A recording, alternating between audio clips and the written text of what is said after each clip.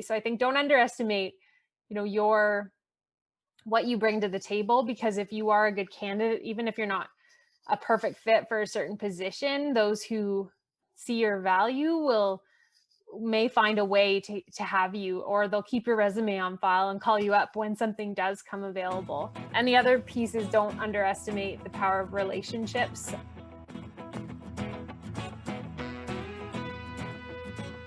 Welcome to episode 20 of the FoodGrads Podcast, the podcast where we explore careers in the food, beverage, and hospitality industries. I'm your host, Veronica Hislop, a molecular science graduate student and career partner with FoodGrads. On this week's podcast, I interviewed Danielle Collins, Economic Development Policy Analyst at the Ontario Federation of Agriculture. The Ontario Federation of Agriculture, or OFA, is a farmer-led dynamic provincial lobby which works to represent the interests of its farm members to the government. Their mission is to work collaboratively towards a profitable, sustainable future for Ontario farmers. In this episode, I learned about Danielle's career journey. She interestingly went to the University of Guelph for neuroscience, but after graduating and working in the hospitality industry, she realized that this path really wasn't for her, and instead pivoted into a career of economic development. Danielle better explained to me what exactly is a policy and understanding where her role plays in the overall building of communities, as well how OFA is helping Canadian farmers. It was really fascinating because, honestly, before this episode, I really didn't know much about what policies were, so stay tuned for that. Overall, the message of this episode was that the agri-food industry needs people from every background. Danielle dispels a lot of myths in this episode, such as agri-food jobs are only in the middle of nowhere, and she drops a lot of good advice that anyone can apply to themselves at any stage of their careers. So let's jump into it, onto the show.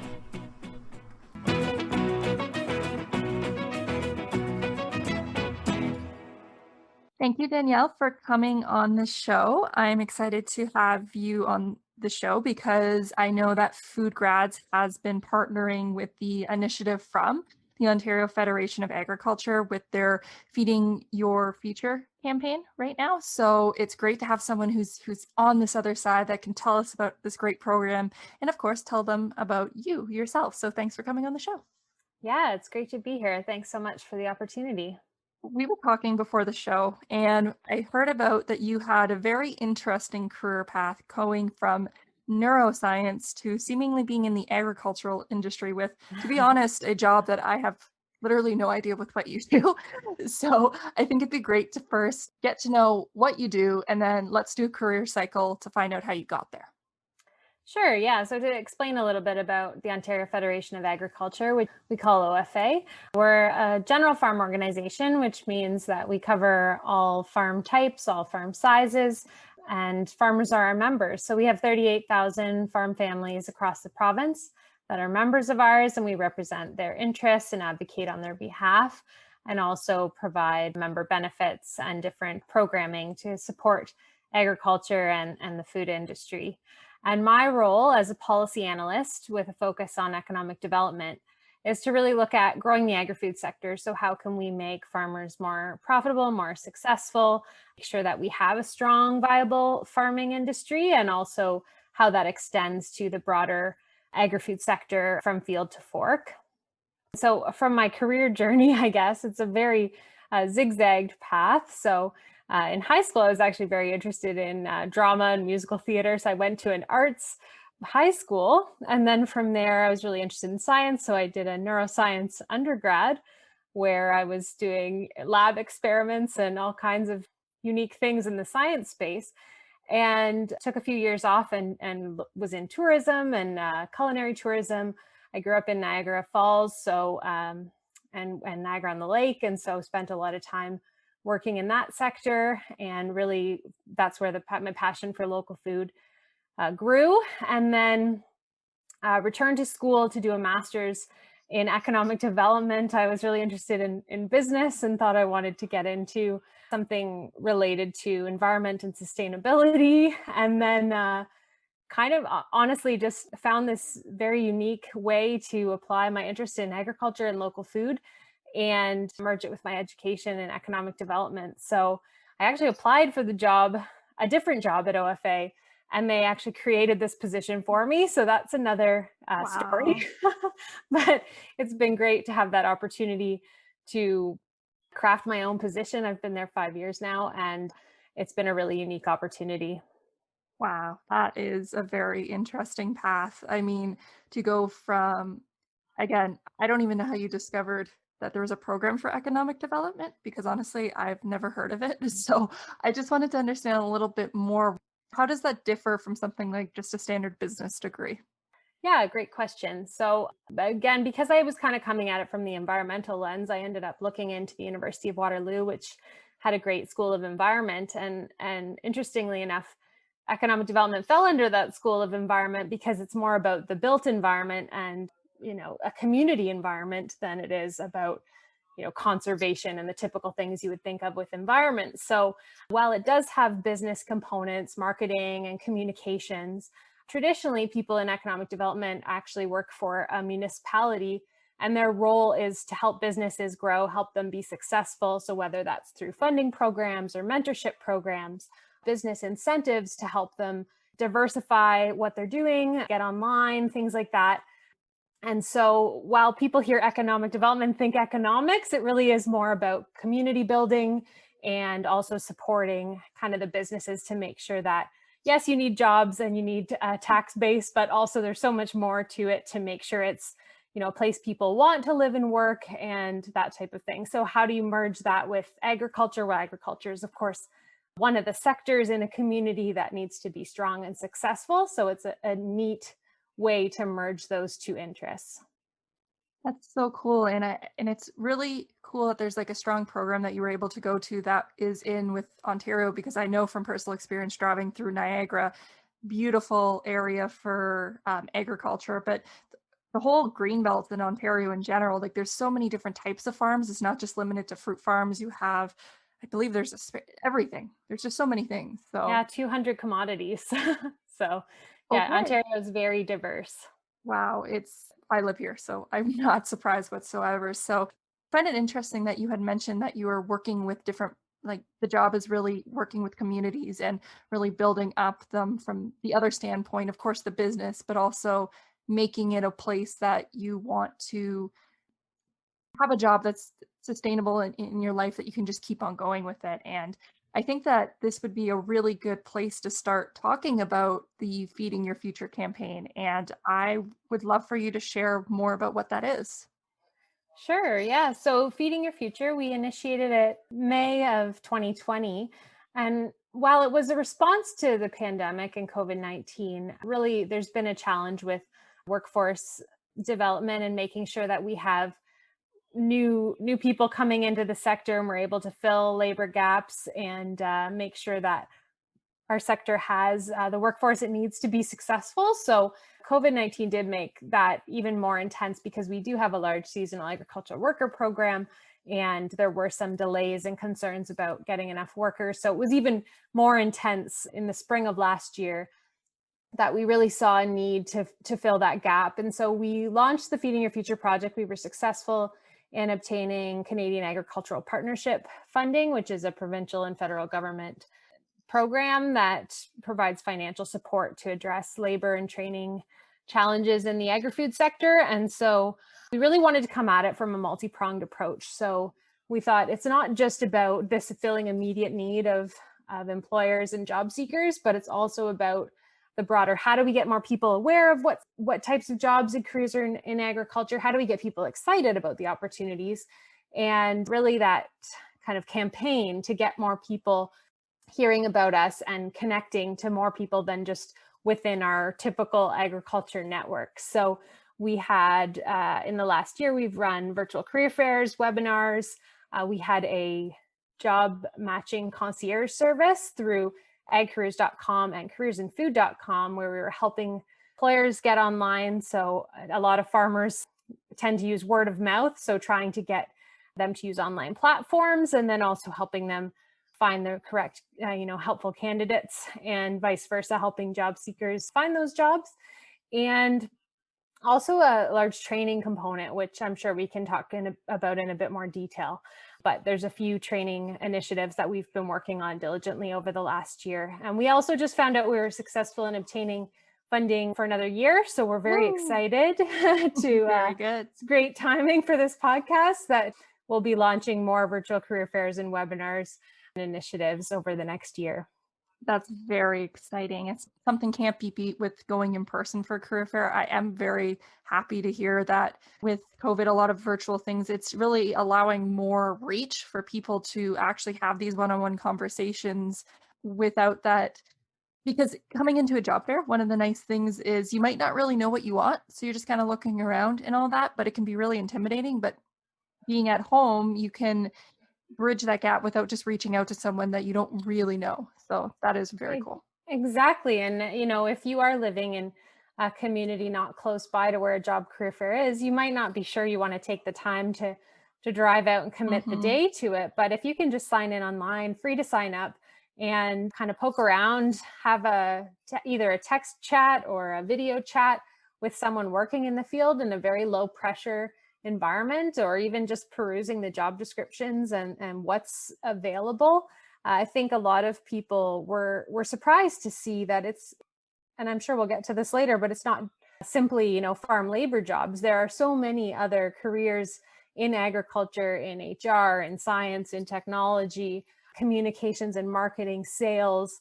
So we really do need all backgrounds at the table. And so to be able to showcase that and to be able to showcase what types of jobs are available, that you can work in candy manufacturing, or you could work, at a tractor dealership, or, actually going out and working with farmers one-on-one. There's so many different types of careers depending on your skill sets and your interests. And so we hope with those, it's also giving people a low pressure glimpse into what's available. So let's actually talk about that more right now, because I'm curious about the program. So I keep saying the word students, but that's very much a broad range of people, from high school students to first year university students to maybe even graduate students. What kind of jobs are there out there for someone who's, let's just say, coming out of high school? Are there jobs that are available for them that maybe they don't need to get a college degree? Or let's talk about some spectrum.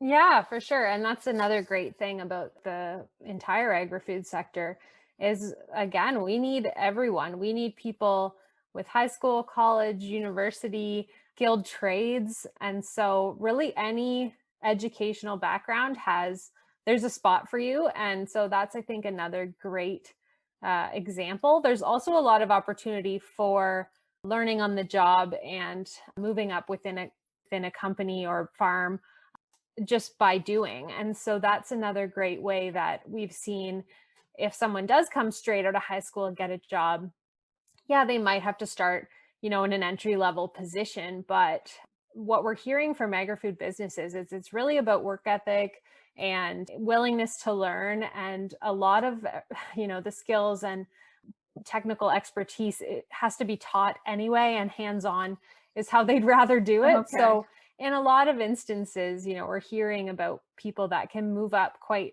significantly in a company just from getting that hands-on experience and being, a solid employee that's willing to invest the time and effort into learning. And there's a lot of also shorter kind of courses. There's one for management, agri-management. So it's a smaller kind of program where if you've gone as far as you can go in your position, you want to get some management experience, you can go take a short diploma type thing, certificate, in order to do so. You don't have to have a 4-year undergraduate degree and that kind of thing. So it's nice to have options that way, that you can continue to learn while working, or can kind of return to school once you figure out what type of training you want to beef up your resume with. But because you're saying that a lot of these jobs a lot of the employers are more than happy to teach you the skills more specifically for that job. But how do you get your foot in the door when you might not be able to show the passion that you know exactly what you want to do? Like I said, I think that they're looking for the right fit, kind of from a culture perspective, from a work ethic perspective. One of the things that we're doing through Feeding Your Future is offering a certificate. So it's an online certificate. It's only 8 to 10 hours to complete, e-modules, so you can go at your own pace to complete them. And it covers kind of an Ag 101, if you will. It's called the Ontario Agriculture Worker Safety and Awareness Certificate. But really the goals with it are to provide exposure to what types of jobs and tasks occur on a farm, but also give you a bit of safety training and better understand what a day looks like. And so we're encouraging those who are even just in the job seeking phase to consider taking a certificate of that nature. It's fairly low, time spent, but it shows, I think, to employers that you're interested in taking that opportunity and you're willing to work for it, because going that extra step will help further ahead. And we're offering it for only $49 right now until the end of June, with estimated value of $299. So it's a really great kind of discounted rate right now to try to get more people to take the course and get that experience. For sure. It sounds like it. And it would also be a really good way to dip your toe into knowing what expectations could be to see if this maybe could even be a good fit for you. Yeah, and we have a section on farm equipment. We have one on livestock, one on crops. So recognizing that there's different types of farms out there and there's different expectations on each one. So giving you just kind of a snapshot into the different opportunities out there. One of the things that also comes to mind as a young person as well is, I think many students, I know that there's definitely, it's not the whole case, but a lot of students are expecting to be in like suburban areas and all that. And I know with farms, first thing that comes to mind is just a farm in the middle of nowhere. And I'm just thinking about housing, all those types of things, because that is a big issue for that. And is this really the case that all the agricultural jobs are out in the middle of nowhere? That's a great question. And, working on farms, there's a broad range. Some farms are just right on the urban fringe and others are maybe a little further out. Some people would see that as a benefit, to get out of the city and go work out in fresh air in a field. But as I said, that's really one career out of many paths that you could take with agriculture and food. So some people have desk jobs, some people have sales jobs, so they're driving all over. It all depends on in a laboratory, in a food processing facility. So really the work environment can be very different depending on what you're interested in. But in relation to transportation, I think I agree. It is a challenge that we face for especially, younger people who don't necessarily have access to a vehicle yet. And that's actually where sometimes when we're working with municipalities and communities, to come up with those affordable transportation options, working on getting public transit out into rural communities. And sometimes even the employer themselves are able to arrange unique solutions in that way. So if you're close to an urban center, there could be some kind of ride sharing or carpooling that goes on to try to bridge that gap. But I wouldn't, it's hard to say that it isn't a challenge, because there are issues with that, of course, but there are a lot of people working hard to make it as easy as possible if people do want to work, in a rural community, and that they're able to get to the job. I think that's a really interesting point you bring up. I don't remember who I was talking to, but I know that there's been some companies that actually have, like you said, got the city to put busing routes specifically to take them to and from their facility. And maybe it might be even worth just mentioning to the employer, just, make that a concern, because sometimes just having someone say that they want to be involved in your company, they can work it out because they want to employ you, as maybe you want to be employed there as well.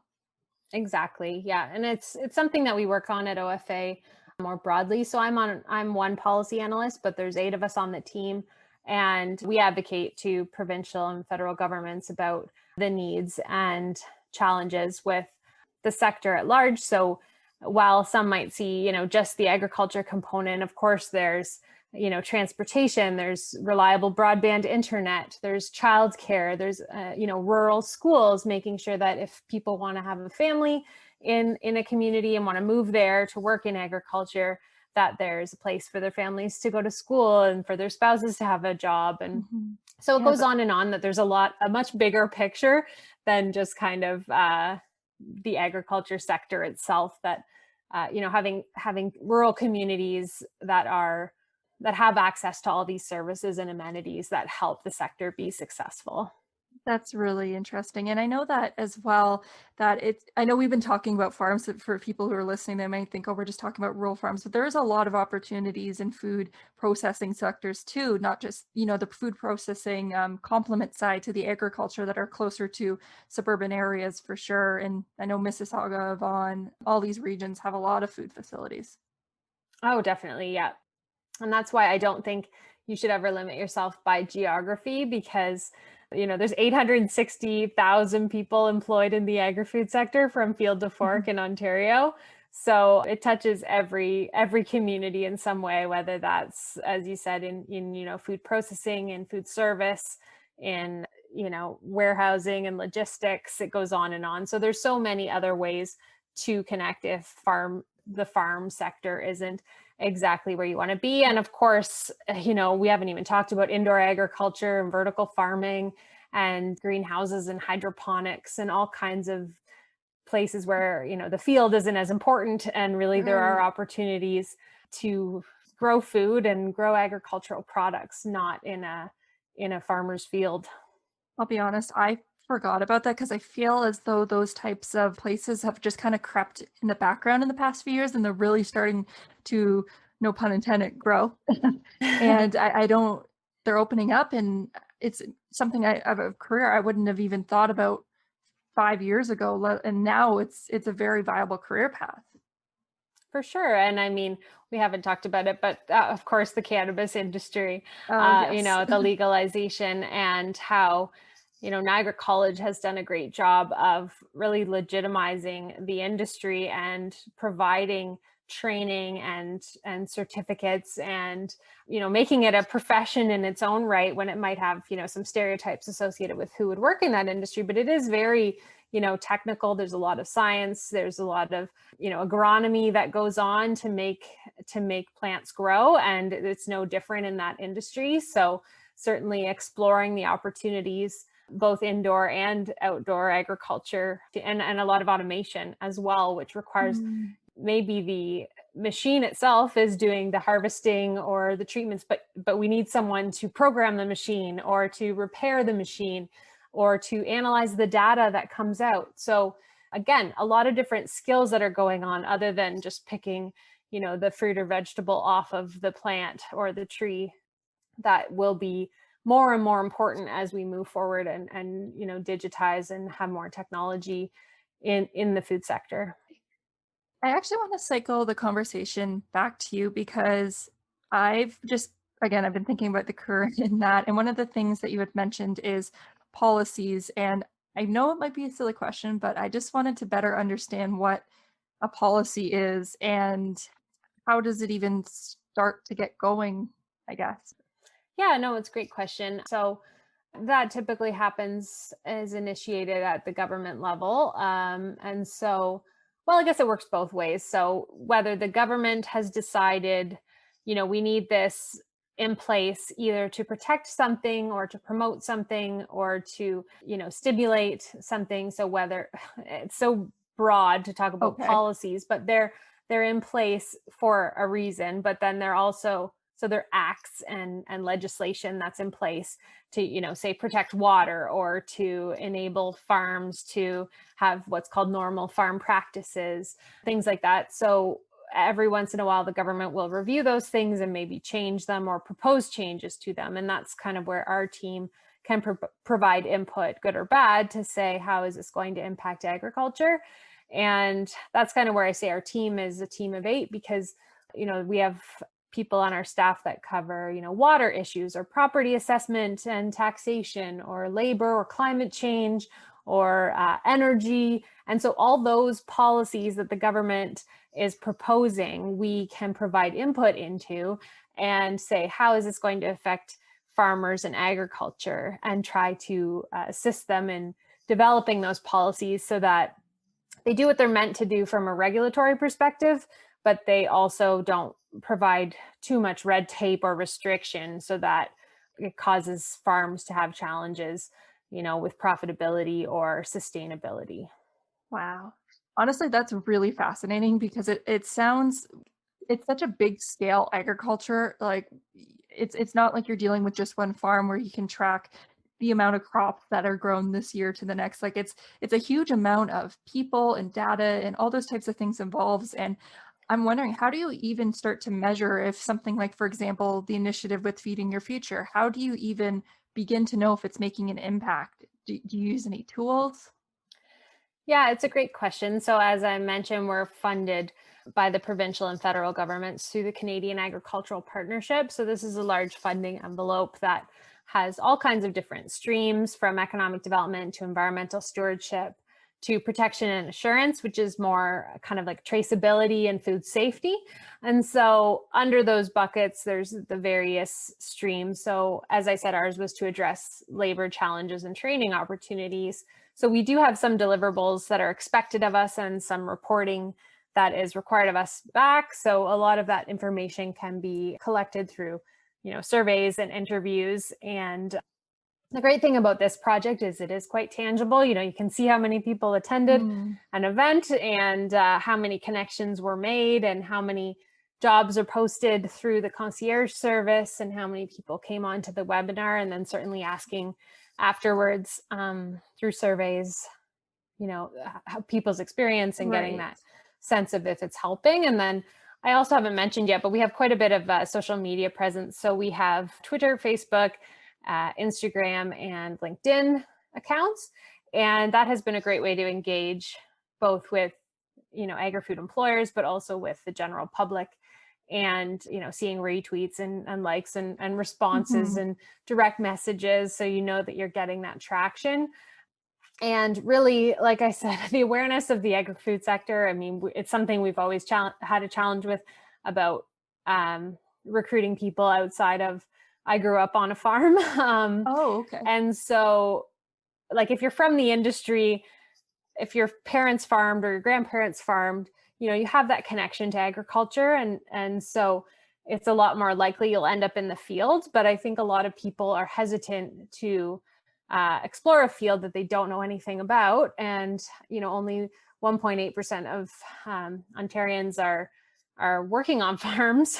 So you think that's 98% that don't have a connection to farming anymore, when it used to be, 50%. Right. So how do we promote what's available and awareness and buck stereotypes while continuing to do it? So it's a slow process for that one. It's a lot harder to measure, but there's a lot of great organizations beyond OFA and beyond this initiative that are also working hard, like Farm and Food Care and Agscape are two great organizations that are trying to bridge that public awareness gap and also educate the next generation.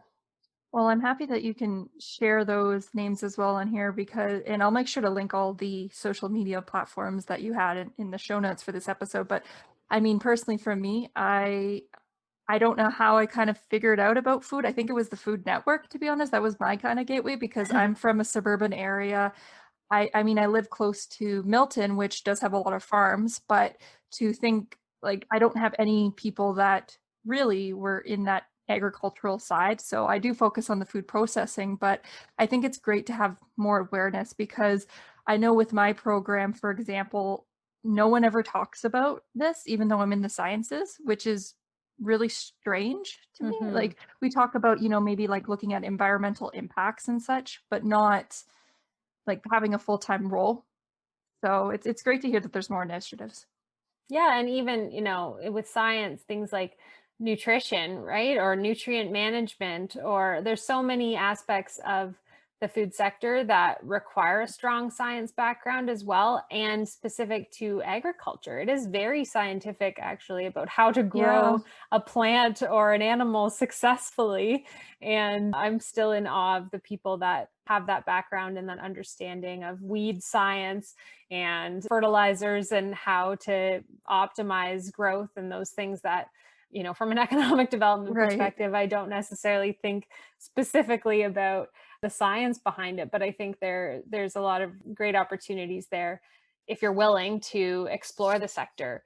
And I also don't have a farming background, and growing up in Niagara, yeah, the same. I had friends that were from the sector, but I honestly just kind of fell into it. And it seems to be those who don't have an ag background kind of do fall into it. It's So true. I'm hoping that, yeah, through this program, we're doing a lot of profiling as well of individuals that have interesting jobs in agriculture and a lot of times didn't come from a farm background, to try to showcase that there are ways to get into it without. And so just take a chance, right?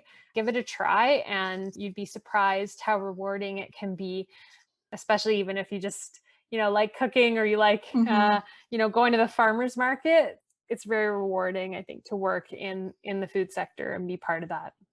I agree. I got to shuffle your information over to the biology students in my program. I feel like a lot of them, again, like I've been in this program, and when I was doing all the Ryerson career fairs when I was early in my undergraduate degree, there was nothing. I'm very honest. There was very much nothing that I could go to find out more about like food and agriculture. So I'm happy to hear that, even like again with these virtual career fairs, although not the ideal, at least now there's like a gateway for someone to start to have these conversations, because career fairs were one of my favorite things in undergraduate, to like learn more about another field that I had no idea about. So Yeah, and I find that, at least for my career path, it was a lot easier to find out what I didn't want to do than to really find out where I did. And so you kind of, I mean, my advice to those who are in that early days with their career is, it doesn't hurt to try, and you don't have to have a completely linear path of knowing exactly where you'll end up, but it's always great.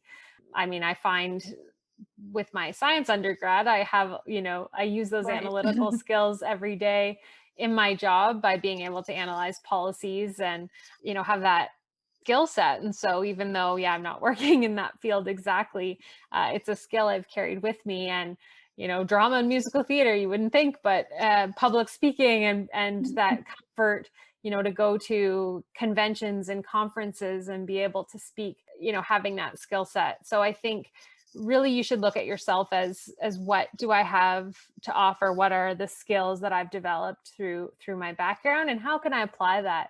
Because you'll be surprised at how transferable a lot of those skills are. Do you have any advice? This actually really folds well to one of my questions, because do you have any advice when it comes to, it seems like the farming industry is moving, well, I say farming, but the whole agricultural industry is moving at a really strong pace. And sometimes I don't think that people realize that they have skills that could be transferable to other fields. With young people, with these skills that are transferable, what advice would you give for them to be able to package what they have and kind of highlight it that it can become transferable? Yeah, I think from an agri-food employer perspective, they're looking for, as I said, kind of more of that work ethic and reliability.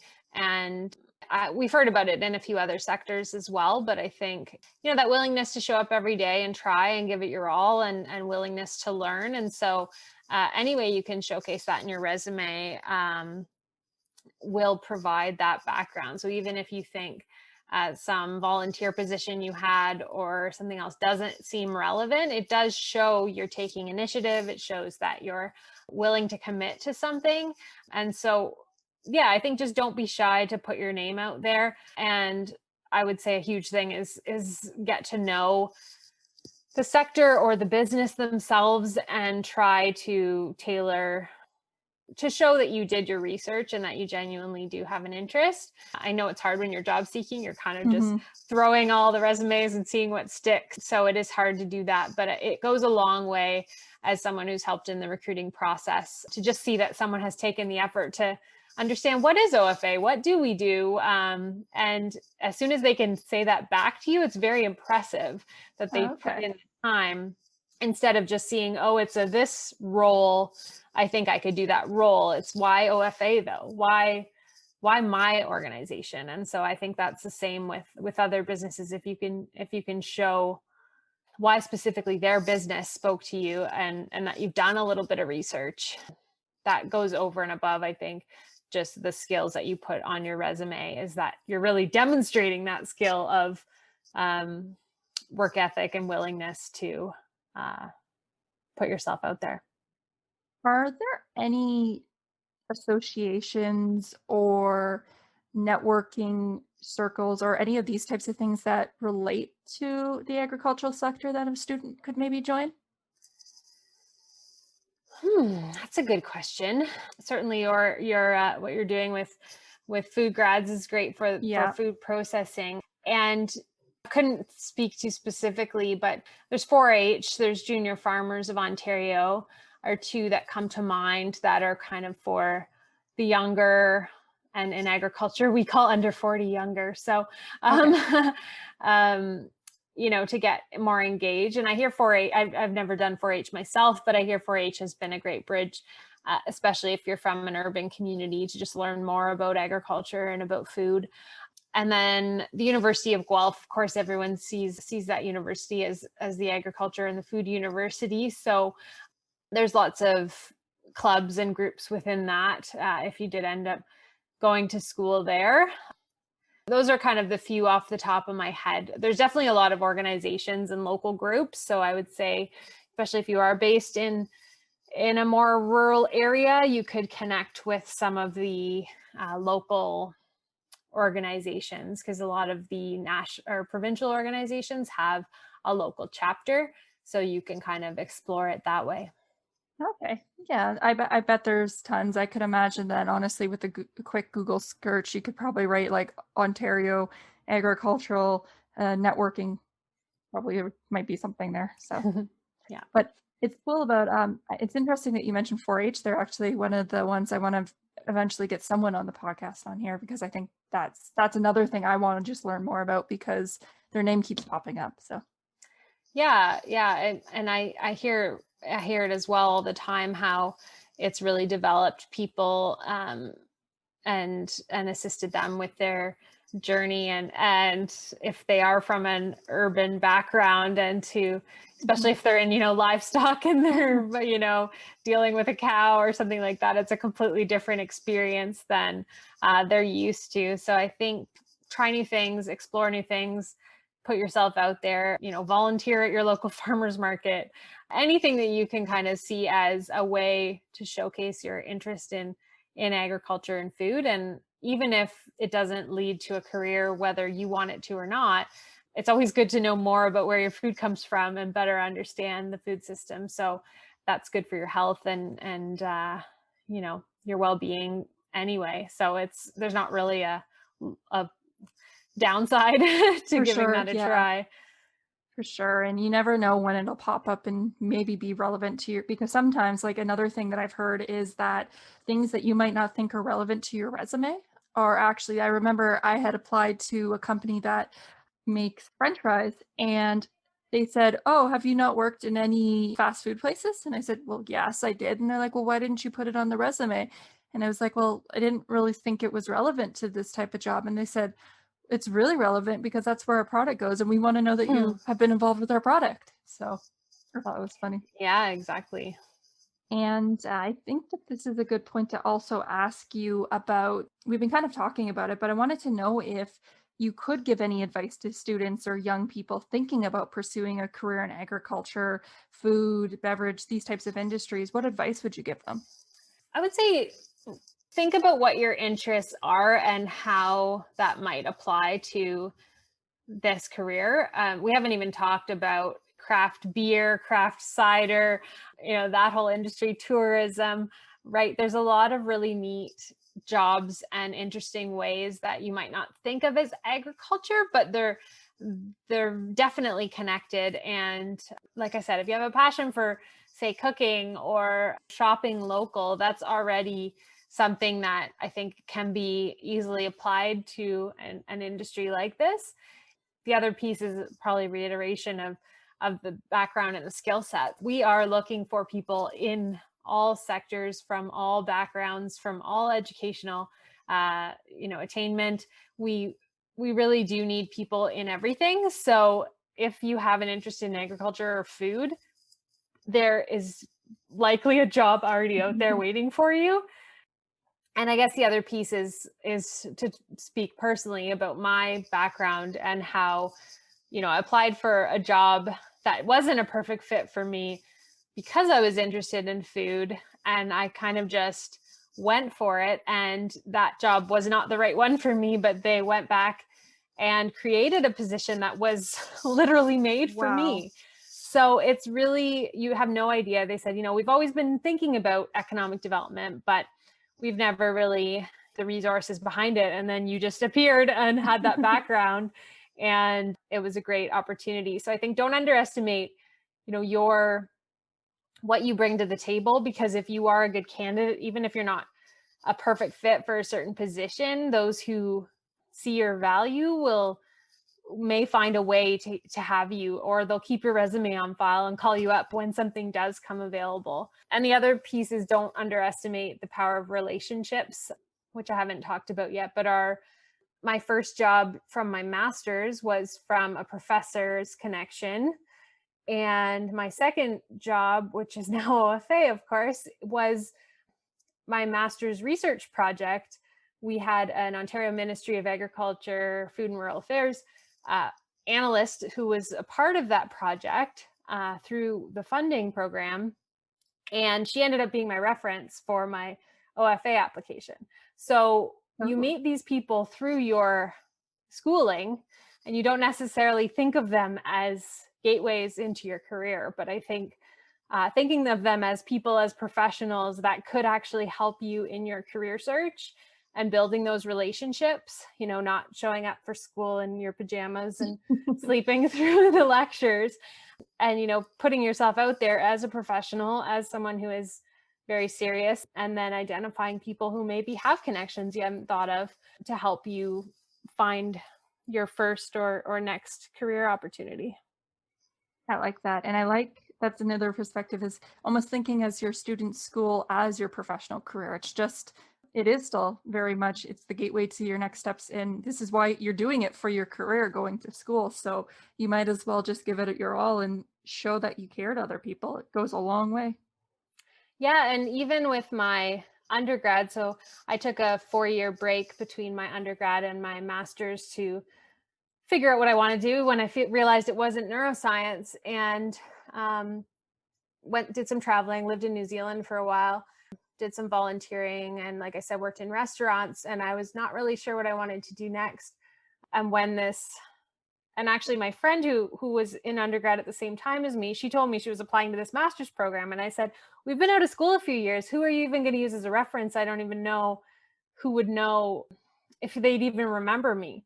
And I messaged the professor that I worked with, 4 or 5 years earlier. And he said, yeah, I was wondering where you ended up. And of course, I'll write a letter of recommendation and everything else. So you kind of underestimate, what's possible. And so making that impression on him that he still remembered me and was so willing to vouch for me, I think is really important. So not just seeing it as your grades and getting the degree, but actually thinking about it as a networking opportunity in itself before you even get out into the career world.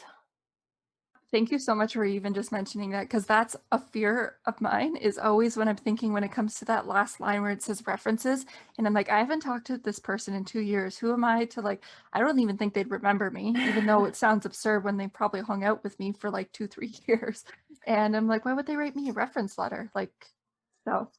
Yeah. And I think we have that, that self-doubt or that lack of confidence, especially early in our careers, that we don't really see it from their perspective as a professor or whoever, that's kind of their gig. They know that students are looking for their support in order to make those career moves. And generally speaking, if you were a good student and a reliable student, they'd happily support you in your career path. So it doesn't hurt to ask, right? The worst thing they can say is no, or dodge your email. But at the end of the day, it's way better to put yourself out there, because honestly, like I said, when I applied to this master's program, I didn't know what economic development was either. It seemed like business and environment, and I had this weird neuroscience degree, and they took kind of backgrounds from all disciplines. And so I said, okay, as long as I apply and get in somewhere, then I can always transfer into another program once I figure out what the heck this thing is. And going into it, I had no idea what it was, and the learning curve was very steep, but then I just fell in love with it. So it's quite interesting how it all comes together, even though it's very much not a linear or logical pathway, but I just keep love that. trying. Yeah, It'll work no, out. for sure. I love that. And it really brings home the message of this whole initiative and Feeding Your Future and just the agriculture and the food industry in general, that they're looking for people from all walks of life. They don't expect every single person to have been in a lineage line of people who have been farmers for their whole lives, or their family's been working in the farm. They want all disciplines because it gives these new perspectives to things that really, that's what the industry needs to continue to grow and be strong and still be a strong force in Ontario. Exactly. We need that diversity. We need fresh blood, fresh perspectives, new ideas, and skill sets that you don't just get from growing up on a farm. You do genuinely have to get them elsewhere. And so that's where we'd love to loop more people in and have that conversation of how can we help you find your dream career in agriculture. Awesome. I think that is a great place to end the show, but I had 2 questions because I just want to really drive home for if students want to get involved with Feeding Your Future or find out more or, go through it, what can a student do? Yeah, so we have a website, feedingyourfuture.ca. And as I said, for social media channels as well. So that's a great place to connect. We have an email address as well, feedingyourfuture@ofa.on.ca. So you can email us directly. I'm on Twitter as well, personally at Let's Grow Food, and happy to connect with you there, or on LinkedIn. And really just hopefully you can find some way to connect with us and learn more about what the project is. And if you have any additional questions, we'd be happy to help you. That's great. I'm so happy I got to share that. So everyone go check them out. I'm assuming if you're listening to this podcast, many of you are very interested in coming into these careers. So this would be a great starting point to maybe even see what you could match and find. So thank you, Danielle, for coming on the show. I really enjoyed this hour. It flew by. Thank you so much. It's great to be here.